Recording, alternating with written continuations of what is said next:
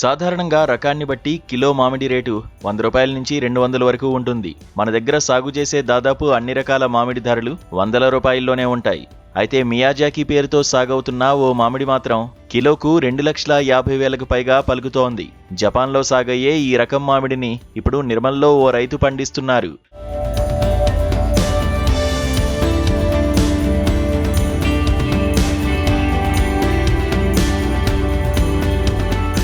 నిర్మల్ జిల్లా కడిం మండలం నవాబుపేట గ్రామానికి చెందిన రాపల్లి సత్యం ఈ మియాజాకి రకం మామిడి పండ్లను సాగు చేశారు. సత్యం వృత్తిరీత్యా ఆయుర్వేద వైద్యుడు. గ్రామంలోని తన ఆయుర్వేద ఆశ్రమం ప్రాంగణంలో రకరకాల మొక్కలు పెంచుతుంటారు. ఈ క్రమంలోనే మియాజాకి మామిడి రకాన్ని సాగు చేశారు. ఈ రకం మామిడి శీతల ప్రాంతంలోనే పెరుగుతుందని, స్థానికంగా ఉన్న వాతావరణ పరిస్థితులను తట్టుకోలేదని కొందరు వారించినా ఆయన వినలేదు. ఓసారి ప్రయత్నించి చూద్దామని 3 ఏళ్ల క్రితం కేరళలోని ఓ ఏజెన్సీ ద్వారా ఒక్కో మొక్కకు 10,000 రూపాయలు ఖర్చు చేసి 6 మొక్కలను తెప్పించి నాటారు. వాటిలో ఒకటి ఎండిపోగా మిగతా 5 మొక్కలు మాత్రం ఇక్కడి పరిస్థితులను తట్టుకుని పెరిగాయి.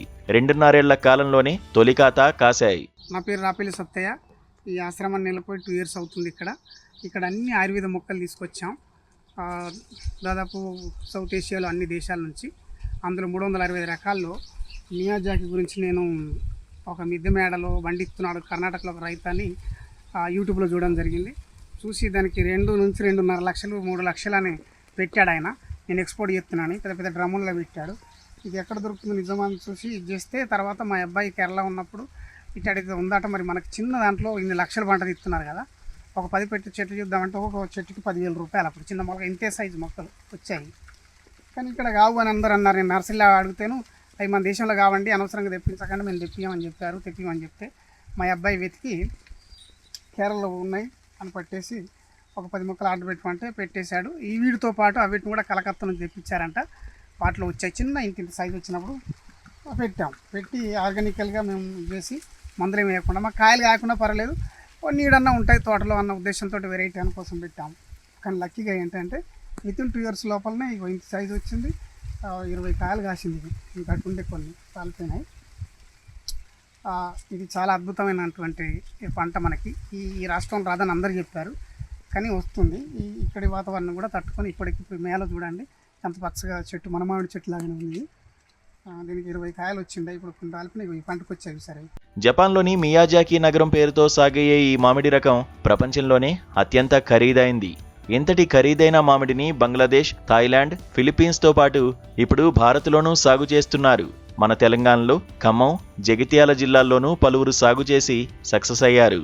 ఈ రకానికి చెందిన ఒక్కో మామిడి పండు బరువు దాదాపు 330 గ్రాములుంటుంది. ప్రస్తుతం ఈ మామిడి పండ్ల ధర అంతర్జాతీయ మార్కెట్లో కిలోకు 2.5 లక్షల రూపాయల నుంచి 2.8 లక్షల రూపాయల వరకు పలుకుతోంది. త్వరలో వీటిని విక్రయిస్తానని సత్యం చెబుతున్నారు. అంటే దీన్ని బట్టి రైతులు ఇక్కడ కూడా పండించుకుంటే 1 ఎకరాకు లక్షల్లో సంపాదించేటువంటి, కోట్లలో సంపాదించేటువంటి ఉంది. ఇంకోటి మొన్న రీసెంట్ నాకెవరో చూపించారు యూట్యూబ్లో. మధ్యప్రదేశ్లో ఒక రైతు పోలీసుల్ని పెట్టుకొని 1 ఎకరంలో పండించాడు. చాలా పెద్ద తోట కోట్లల్లో. కానీ ఇప్పుడు దానికి ఎక్స్పోర్ట్ ఏదో యుద్ధం ప్రభావం వల్ల లేదని, ధర తగ్గింది, ధర లేదని చెప్పి జరిగింది. విన్నాను రైతుని ఎక్స్పోర్టు. కానీ ఇవాళ కాకుండా రేపన్న భవిష్యత్తులో ఇవి మన దేశంలో పండుతాయి, మన రాష్ట్రంలో పండుతాయి.